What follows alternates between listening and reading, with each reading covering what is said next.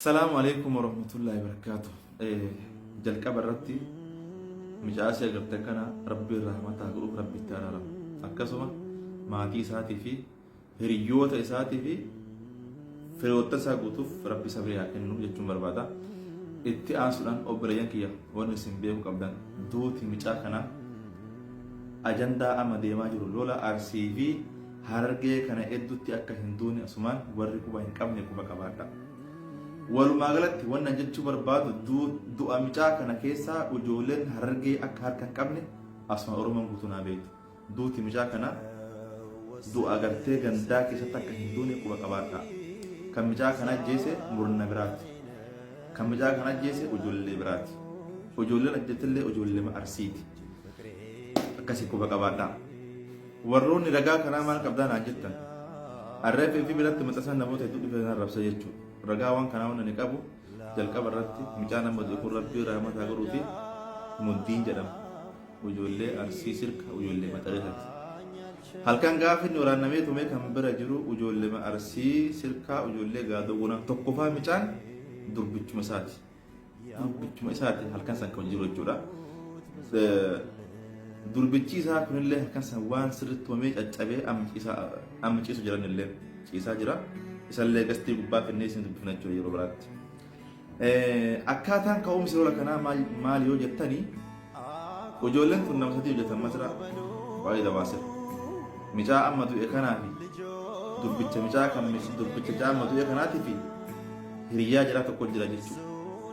Eessa dalagatan waa'ee dabaasira dalagatan masira.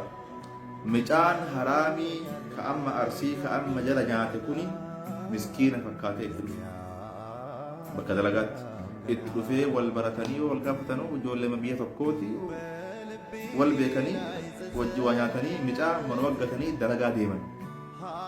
Micaan kun beekaa ijoolleen murni micaa kanaa ijoollee shiftoota warra dalagaa hin qabne warra tibiruma keessa galee ijoollee dalagattu irraa mallaqa yookaan halkan dhufee silkii fa'aa guuratu kun micaan kun miskiina fakkaatee amma deema. Inni ajajaan walii gad deemee waa barbaada akka walii gad deemee waa barbaadaa jechuudha.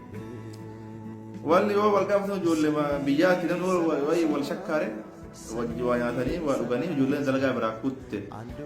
Inni hagammaa bakka sanii hin deemtu ijoolleen dalagaa galtu akka nama waa jalaa badaniitti walii gad deemee mana keessa waa barbaada. Achumaan ijoollee sani maal barbaadda jettee barra silkii kiyya gate mallaqa kana jalaa bade asumatti gate jedhee. Amma ijoolleen sadii hojirtii mina sila bo'ee nu fuudhee bo'ee baluu siimuu ana moosii fuudhee ijoolleen amma wal fattashan amma jarummaan walii aananii. Yoo ijoolleen wal fattash wal keessa waan dhabde isuma kanallee ijoolleen fuudhee fattashte. Yoo fattashanu micaan silkillee kiisumaa qaba mallaqallee kiisumaa qaba. Amma ijoolleen aartee durbichi micaa kanaa makaa macaccabee ciisu kana fa'a aaranii micaa kana aboo atummaan kun hattuudha atuu leebadha jedhanii micaa kanatti bu'anii wal lolanii micaa ofirraa adanii ofirraa dabarsan. Inni duraayyuu sababa barbaada waan ta'eef eegas inni deemee murna isaanii ka huuraa ijoollee bakka jirtu arga jedhee halkan sa'a 8tti bakka ijoollee irratti dhufanii akkasitti booda ijoollee feeroodhaan albeen cafaqanii warra nasiibni lubbusaa fi lubbuu isaanii hafe akkasitti micaa kaan muddiin kana waraanname inni akka badaa miidhame eega miidhame booda ijoollee fuutee mana yaalaa geessanii mana yaalaa guyyaa 3 kan bulee du'e. Dhugaan jirtu kanuma fudhadha. Okay? Akkamatti hojjetan dhiginaatii dhiiga micaa kanaa barbaada.